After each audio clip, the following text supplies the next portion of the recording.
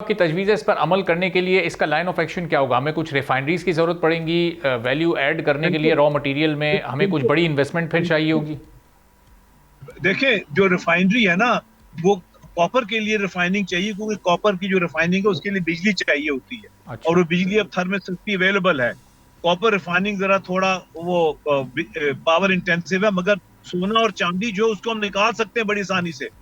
तो किसी भी सूरत में हमारा सोना और चांदी है, उसको बाहर नहीं जाना चाहिए। जो हमारा 50% शेयर है वो हमें खुद इस्तेमाल करना चाहिए। ये सही। मेरा पॉइंट ऑफ व्यू, मेरा नुक्ता नजर है, और हमें पूरा फ्रेमवर्क डेवलप करना चाहिए ताकि इसका मैक्सिमम जो इस्तेफादा है वो हम खुद उठा सकें एज ए नेशन। अच्छा, यानी अब दीगर जो ममालिक के साथ इस वक्त जो एग्रीमेंट्स हो रहे हैं या एमओयू साइन हो रहे हैं उसमें फिर हमें थोड़ी सी स्मार्ट मूव्स करनी पड़ेंगी, कुछ क्लॉज ऐसी दाखिल करनी पड़ेंगी, उसमें शामिल करनी पड़ेंगी कि मैक्सिमम फ़ायदा हम उठा सकें इसमें, जो आपकी तजवीज़ हैं इनको सामने रखते हुए। बिल्कुल, हम अपनी जरूरियात पूरी करें। हम भी तांबा इंपोर्ट करते हैं, हम भी सोना हमें चाहिए, हमें चांदी चाहिए।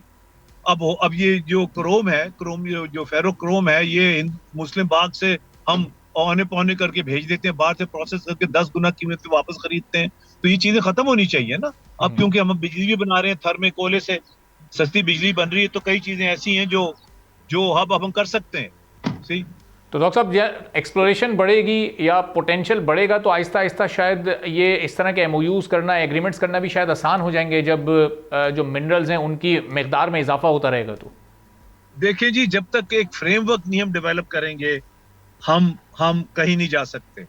और संदक में हमने बहुत मुंह की खाई, बहुत नुकसान हुआ, हमारा सारा सोना, तांबा, चांदी सब चाइना चला गया, हमें ऑलमोस्ट कुछ भी नहीं मिला वहां से।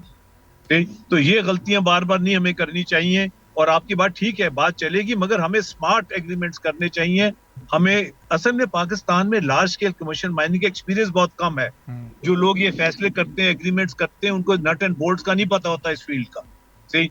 वो अनफेवरेबल एग्रीमेंट्स हम कर लेते हैं, इसीलिए रेकोडिक में पहले भी जो झगड़ा हुआ था इसलिए हुआ था, it was a very unfavourable agreement. अब कम से कम एग्रीमेंट इस दफा हमने ठीक किया है 50%। अब वो जो 50% हमारा है, वो कॉन्सेंट्रेट हमें खुद प्रोसेस करना चाहिए, कॉन्सेंट्रेट हमारा बाहर नहीं जाना चाहिए हमारे हिस्से का। ठीक, ताकि सही। हमें भी तांबा चाहिए, हमें भी सोना चाहिए, हमें भी चांदी चाहिए।